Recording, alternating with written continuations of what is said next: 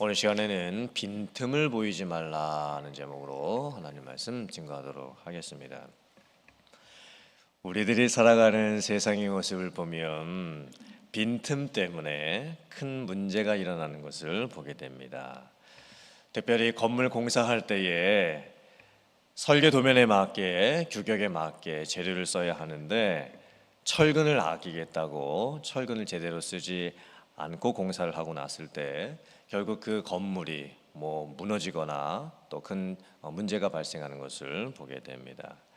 예전에 한국에 삼풍 백화점이 무너지고 성수대교가 무너지는 그런 사건을 보면 그것은 다 규격대로 공사를 진행하지 않았기 때문입니다.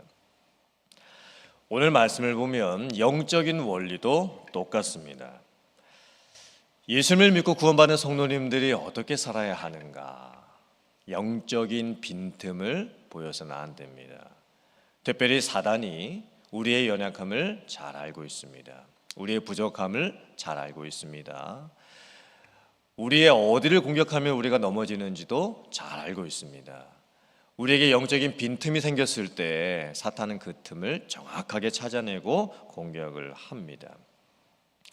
사단이 우는 사자처럼 삼킬 자를 찾는다고 했습니다. 그리고 우리를 시험하고 또 공격하고 또 넘어뜨리게 하려고 합니다. 사단이라고 하는 존재는 형이상학적인 존재가 아닙니다. 말로만 존재하는 가상의 존재가 아닙니다. 성경은 사단의 존재와 활동과 영향력을 실제적이다라고 말씀을 합니다. 우리들의 일상의 생활 아주 작은 부분까지도 사단이 영향력을 줄 수가 있습니다. 우리들의 인격을 망가뜨리지요. 성도들과의 관계를 망가뜨립니다.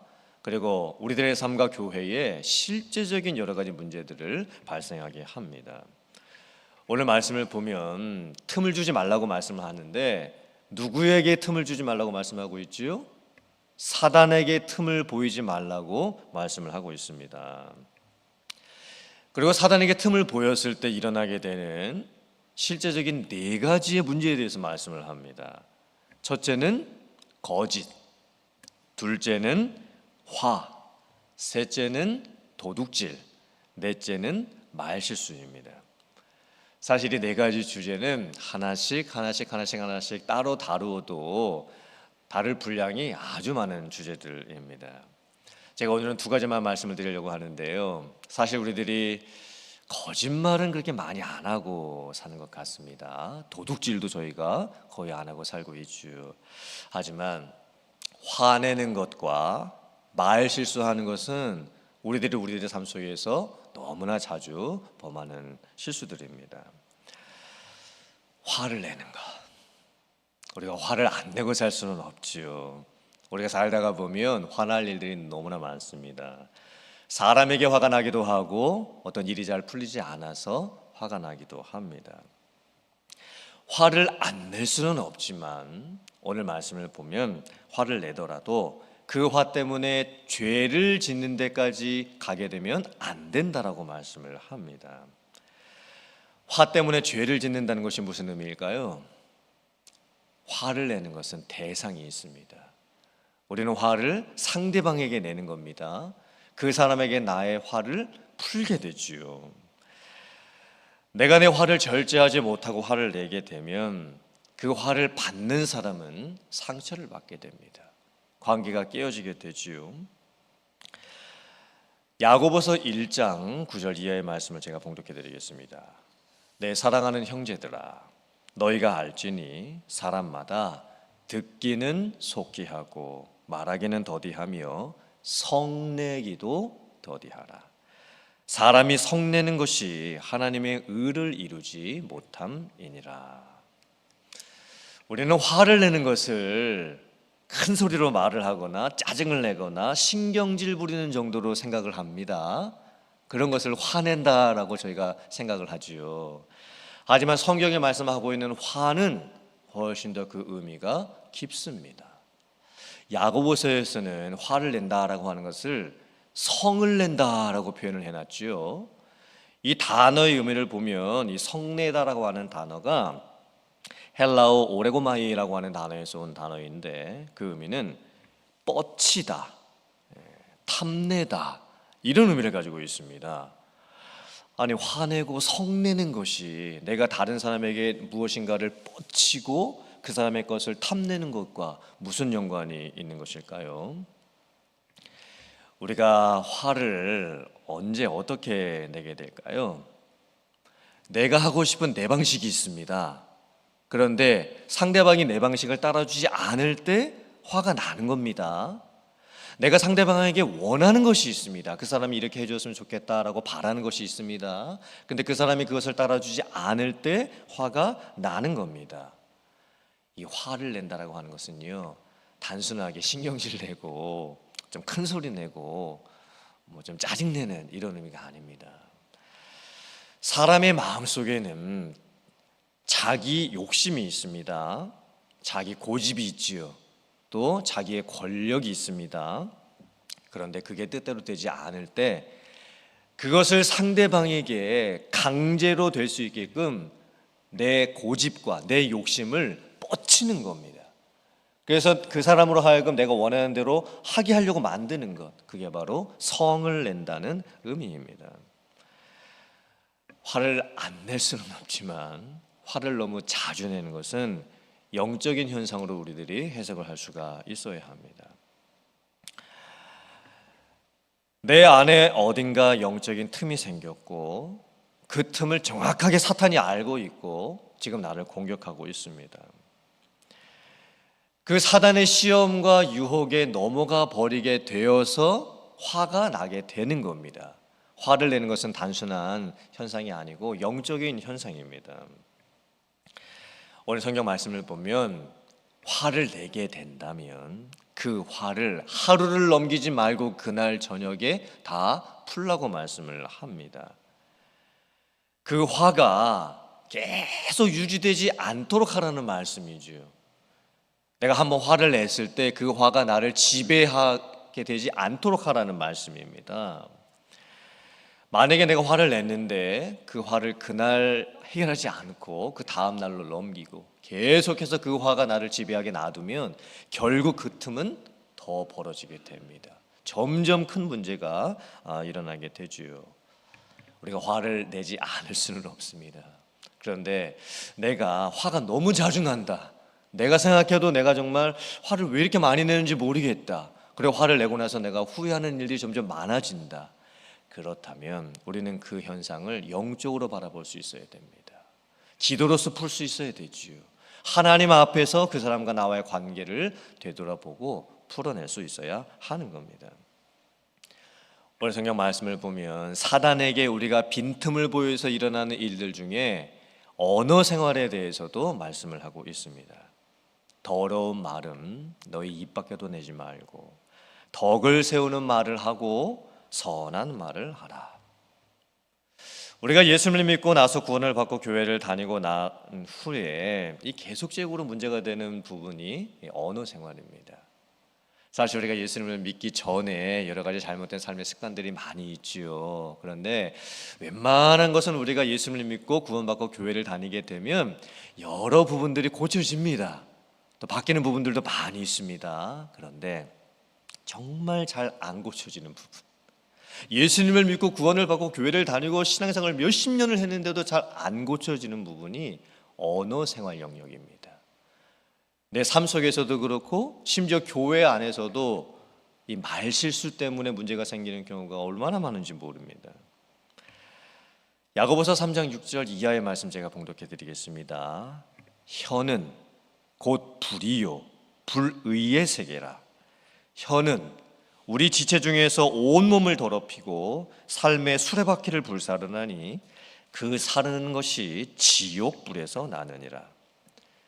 여러 종류의 짐승과 새와 벌레와 바다의 생물은 다 사람이 길들일 수 있고 길들여 왔거니와 혀는 능히 길들일 사람이 없나니 쉬지 아니하는 악이요 죽이는 독이 가득한 것이니라.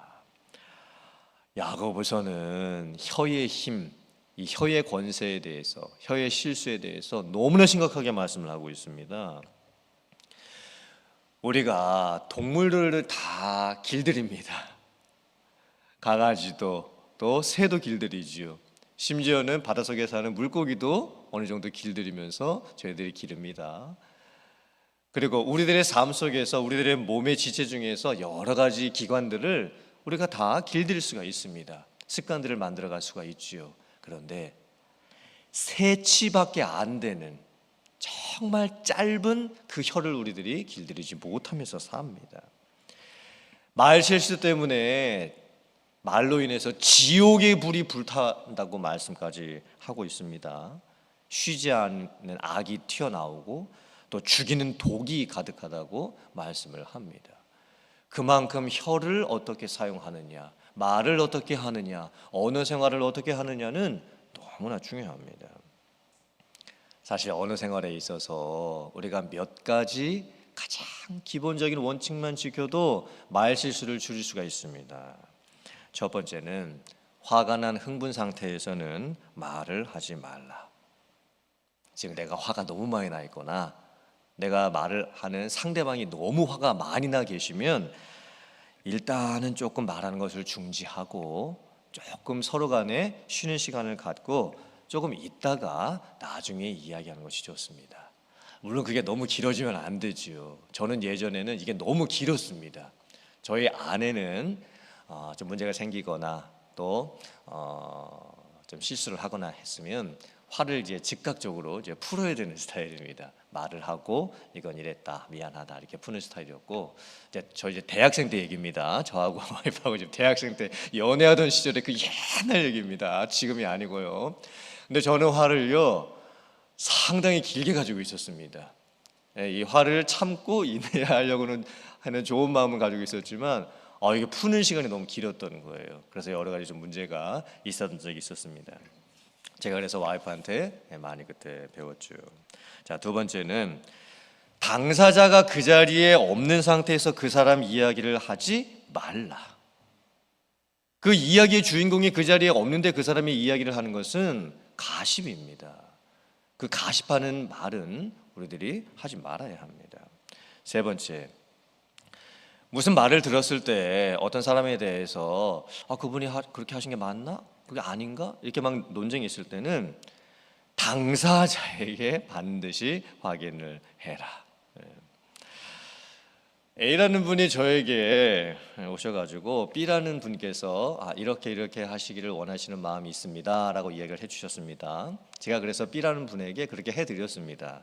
근데 나중에 제가 듣게 된 말은 B라는 분이 그런 얘기를 한 적이 없으시다는 거예요. 그러니까 이게 무슨 상황입니까? 우리들 사이에서 어떤 분이 이러셨어, 어떤 분이 저러셨어 이런 얘기가 나오게 되면 당사자에게 물어봐야 됩니다. 당사자가 어떻게 생각하는지를 직접 물어봐야 되겠지요. 그래야 오해가 풀릴 수가 있습니다. 또 누군가 나에게 어떤 말을 할 때에 아닌 것은 아니라고 확실하게 말해줄 수 있어야 합니다. 우리는 인간관계를 할 때 누군가가 나에게 어떤 이야기를 해줬는데 이게 아닌 것 같습니다. 근데 그 사람의 인간관계를 유지하기 위해서 그 얘기를 계속 들어줄 때가 있습니다. 그런데 사실 내가 누군가로부터 이야기를 들었는데 그게 사실이 아닌 것 같다라고 하면 그걸 얘기를 해줘야 됩니다. 안 그러면 그 사람은 다른 사람을 만나서도 그 얘기를 그게 사실인 것처럼 똑같이 하게 되는 거예요. 사실 이런 언어 생활에 대한 구체적인 이런 대책은 너무 많아서 제가 설교 시간에 다 말씀드릴 수가 없지요. 또 오늘 말씀하고 있는 거짓, 도둑질, 그리고 이 언어 생활, 화내는 문제를 다 다룰 수도 없습니다. 오늘 이 말씀을 보면서 우리가 중요하게 여겨야 될 것 중에 하나는 사단이 우리를 시험하고 유혹하고 넘어뜨리려고 할 때 그 영향력이 우리의 삶 속에서 아주 작은 부분에서도 나타날 수 있다는 말씀입니다. 그리고 사단이 우리들의 빈틈을 지금 공격하려고 지금 하고 있지요. 그 빈틈을 우리가 막을 수 있어야 됩니다. 사단에게 우리의 빈틈을 보이지 않을 수 있어야 하지요. 그러므로 이 영적인 영역은 우리들의 모든 삶의 영역에 영향력을 미치게 되어 있습니다. 그래서 오늘 말씀을 통해서 우리들 자신을 돌아보기를 원합니다. 나의 연약한 부분은 어디인가? 나의 부족한 부분은 어디인가? 내가 나의 삶 속에서 예수님을 믿고 구원받고 난 이후에도 계속 잘 안 바뀌는 부분은 어디인가? 그리고 우리의 연약함을 오늘 저희들이 기도하는 시간에 하나님 앞에 내어놓기를 원하고, 그리고 하나님께서 우리에게 주시는 은혜와 또 말씀과 또 능력 안에서 정말 영적인 싸움을 싸워내고 또 사단에게 틈을 보여주지 않고 승리할 수 있는 여러분들 되실 수 있기를 주님의 이름으로 축원합니다. 삶의 여러 가지 실제적인 부분에서 특별히 화내고 분내고 또 언어 생활하는 이 말의 영역에 있어서 정말 믿는 성도다운 그런 모습과 또 삶의 행함을 살아갈 수 있는 여러분들 다 되실 수 있기를 주님의 이름으로 축원합니다. 아멘.